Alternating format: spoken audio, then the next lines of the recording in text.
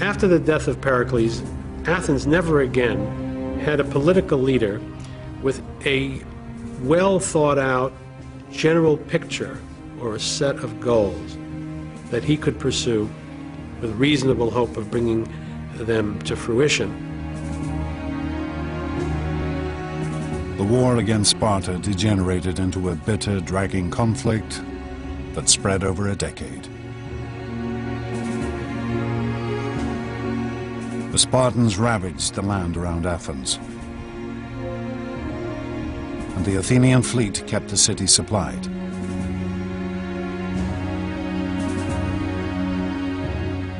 Neither side was able to defeat the other.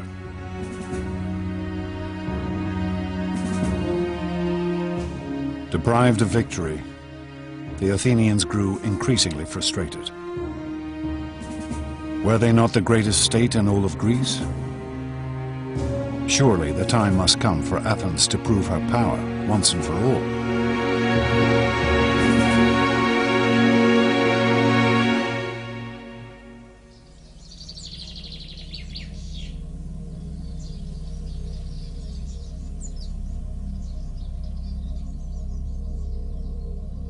Then, in the year 416 BC, a daring proposal was put before the assembly. A proposal which, even if it did not defeat the Spartans, would at least satisfy Athens' hunger for glory. A small Greek colony on the island of Sicily had asked for protection. Protection from a neighbor allied with Sparta. Why should the Athenians not come to their aid, humiliate their Spartan adversary, and perhaps conquer all of Sicily at the same time? As one Athenian addressed the assembly, "This is the way we won our empire, and this is the way all empires have been won. Let us set out on this expedition, for it will destroy the arrogance of the Spartans, and at the same time we shall become rulers of all Greece."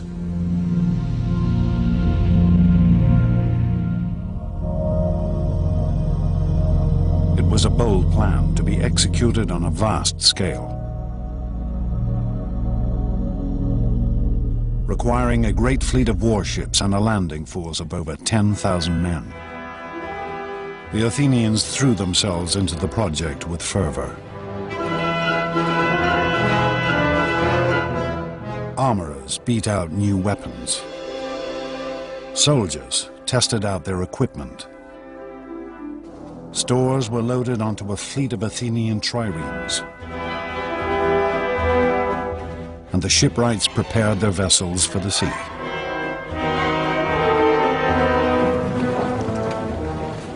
Then, to great fanfare, the mighty invasion force set out for Sicily.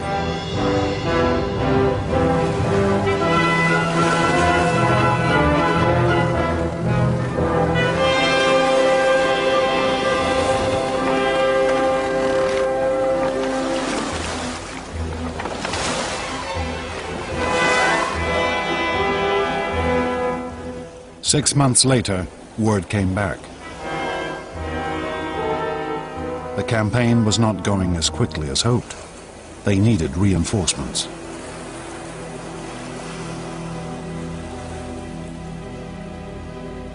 And then, nothing. No news at all.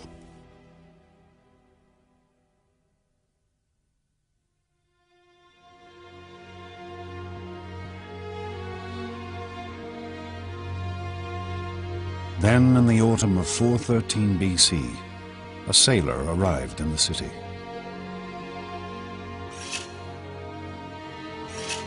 A man who needed a haircut.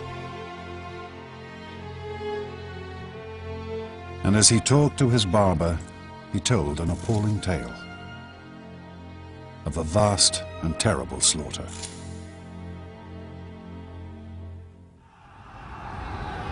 It was the story of an invading army that had been pinned down where it landed, of how its leaders had argued with each other about strategy, of how their food and water had run out, of how they'd attempted to ford a great river in a desperate attempt to escape.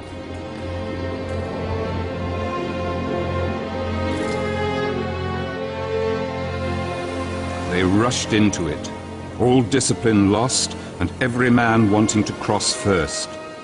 They fell over each other and trod each other underfoot, and they drank thirstily. The water was foul, but still they went on drinking, mud, blood and all, the dead lying thick in the riverbed.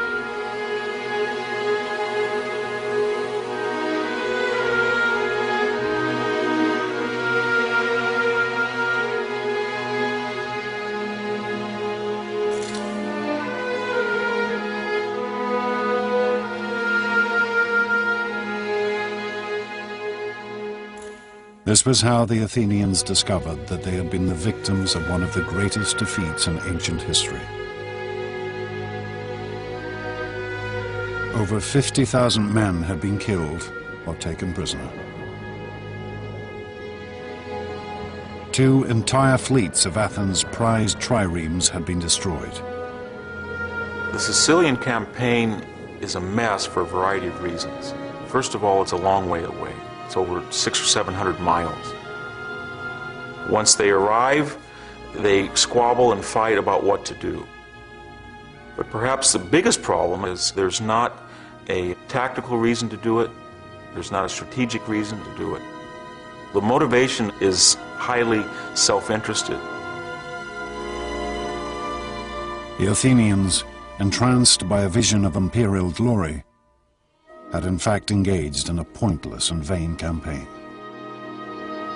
They believed wrongly they could go quickly in, raise the countryside, and win a quick victory and a rich tributary subject state. Thucydides recorded the scale of the devastation.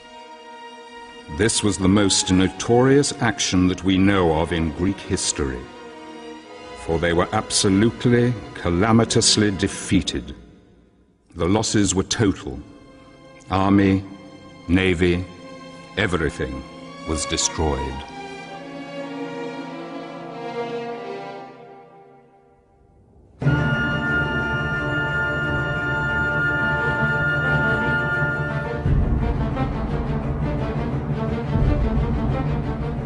With Athens' military power now crippled, her enemies began to close in.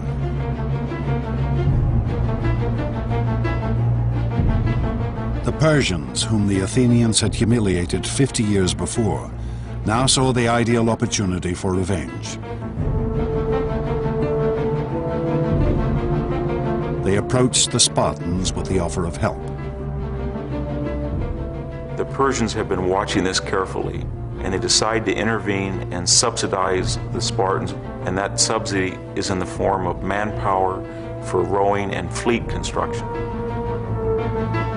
Where previously the Spartans had never been a naval nation, now they had a fleet paid for with Persian gold.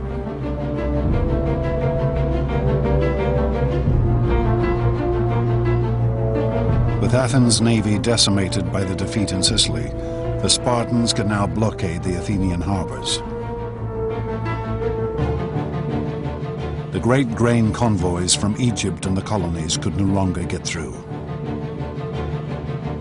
And finally, the Athenians began to starve in the streets.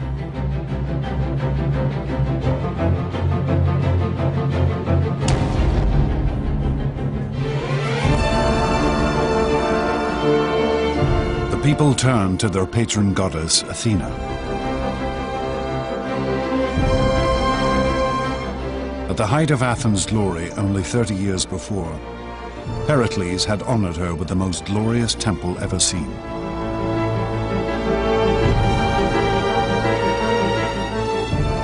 But the goddess could offer no help now.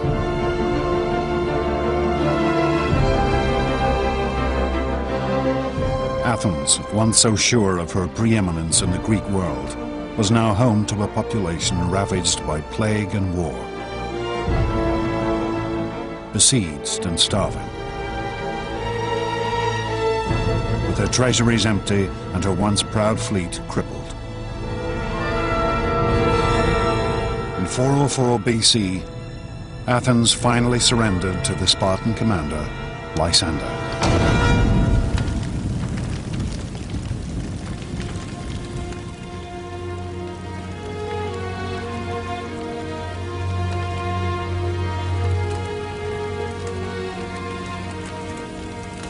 The Spartans' terms were heavy.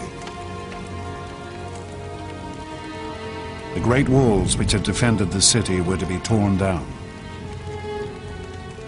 Her fleet was to be destroyed.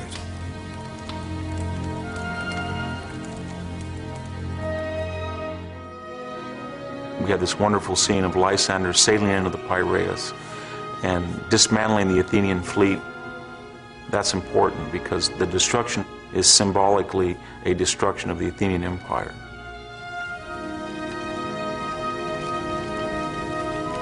What remained of Athens' mighty navy was put to the torch, with only 12 ships allowed to remain. No longer would she rule the Mediterranean.